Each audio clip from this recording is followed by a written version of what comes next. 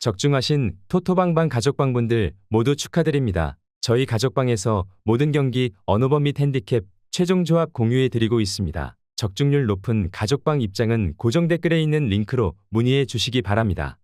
6월 30일 국내 축구 5경기 분석 시작하겠습니다. 첫 번째로 포항 스틸러스 대 울산현대 경기 알아보겠습니다.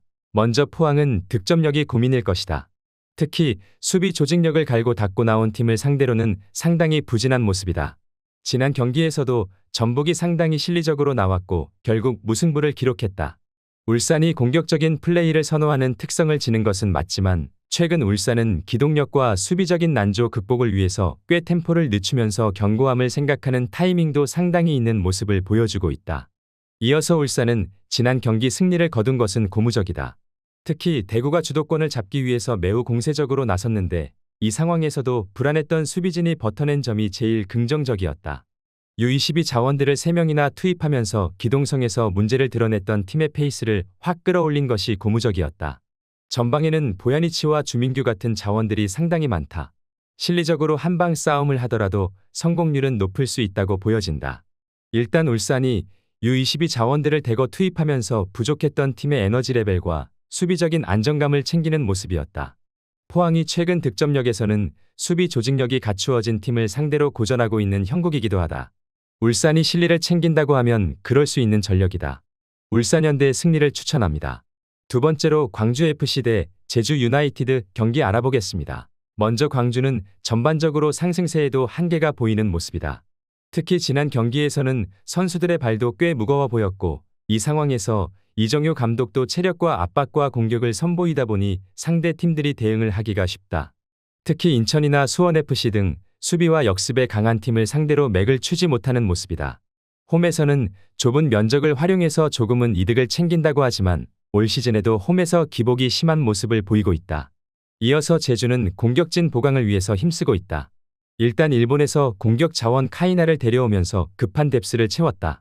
다만 이적생이 첫 경기부터 팀에 완벽하게 녹아들 수 있다는 판단은 보류하는 것이 안전하다.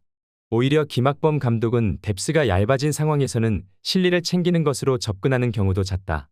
최근 원정 5경기에서도 2득점에 그치기도 했고 4번의 승리에서도 한 점차 신승이기도 했다.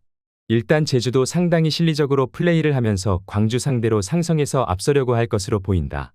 광주의 홈에서는 그나마 좁은 면적 덕에 광주 특유의 압박과 공격 플레이가 잘 통하는 면모가 있기는 했지만 결국 실리적으로 플레이를 하는 팀들을 상대로는 광주가 매우 약한 모습을 보이기도 했다. 무승부를 추천합니다.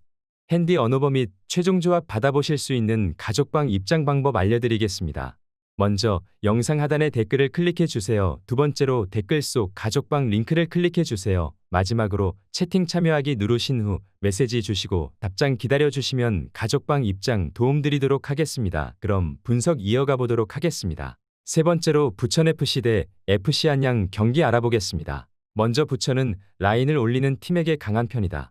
일단 광주를 상대로도 대놓고 점유를 내주고 역습으로 실리를 취했는데 나름대로 성과를 낸 모습을 보여주기도 했다. 물론 안양의 강한 공격에 전반적으로 대응이 깔끔하게 이루어지는 모습은 아니었다.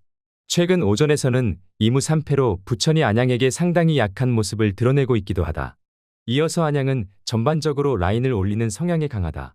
특히 외국인 공격수들의 퀄리티가 좋고 주포도 박스 안에서의 결정력이 최대 장점이라고 할 수 있다.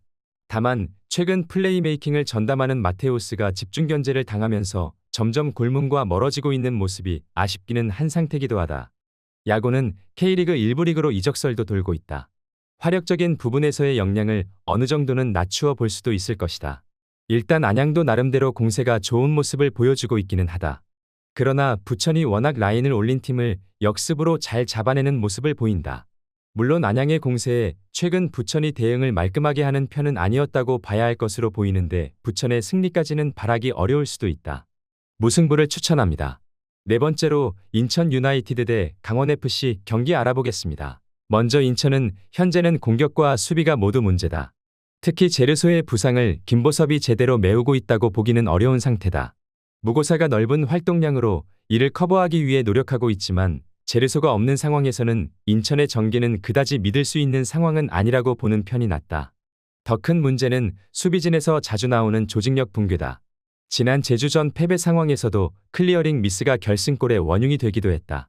이어서 강원은 수비적으로는 약점이 잦다. 특히 여름이고 체력을 상당히 중시하는 팀 특성상 체력적인 문제가 엄습하게 될 가능성이 있다.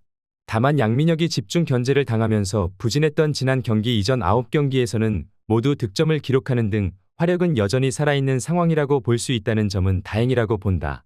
인천은 제르소의 이탈과 수비진의 불안감 등 변수가 많은 전력이 되고 말았다. 물론 강원도 지친 시점에서의 안정감이 뚜렷하게 좋은 편은 아니다. 다만 공격적인 전술과 골문 타격을 믿을 수 있는 자원들이 엔트리에 남아있다는 점은 장점이라고 볼 수 있겠다. 강원FC 승리를 추천합니다. 핸디 언어버 및 최종 조합 받아보실 수 있는 가족방 입장 방법 알려드리겠습니다. 먼저 영상 하단의 댓글을 클릭해 주세요. 두 번째로 댓글 속 가족방 링크를 클릭해 주세요. 마지막으로 채팅 참여하기 누르신 후 메시지 주시고 답장 기다려 주시면 가족방 입장 도움드리도록 하겠습니다. 그럼 분석 이어가 보도록 하겠습니다.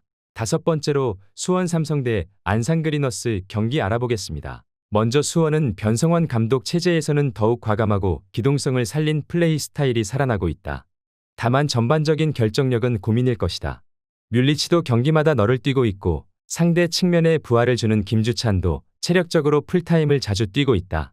벌써 골대를 맞힌 것만 12번이 있다는 점에서 결정력에서는 좋은 평가를 해주기는 어려울 것으로 봐야 할 것으로 보인다. 이어서 안산은 지난 경기에서는 역습으로 3득점을 기록했다. 다만 이랜드는 늘 수비적으로 리스크가 큰 편인 전력이기도 하고 기본적으로 안산은 슈팅이나 찬스 생성에서 리그 최하위를 면치 못하고 있는 팀이다. 지난 경기의 성과가 한 경기로 끝날 가능성이 더 높다고 본다. 안산이 기본적으로는 꽤 수비도 공격적으로 하는 성향도 있는데 이 때문에 김포 같은 역습 성향의 팀들 상대로도 우세한 모습을 보여주지 못한 편이기도 하다. 기본적으로 수원 삼성도 꽤 기동성과 공격적인 플레이가 살아난 모습이다. 다만 김주찬의 체력이나 전반적으로 득점을 기록하는 능력치에서는 수원 삼성도 좋게 보기는 어려울 것으로 보이지만 전력면에서 수원이 우세해 보이는 게 사실이다. 수원 삼성 승리를 추천합니다. 시청해 주셔서 감사합니다. 시청하신 영상 외에 다른 경기 분석 및 최종 조합은 고정 댓글 링크 클릭 후 가족방 입장하시면 확인해 보실 수 있습니다. 감사합니다.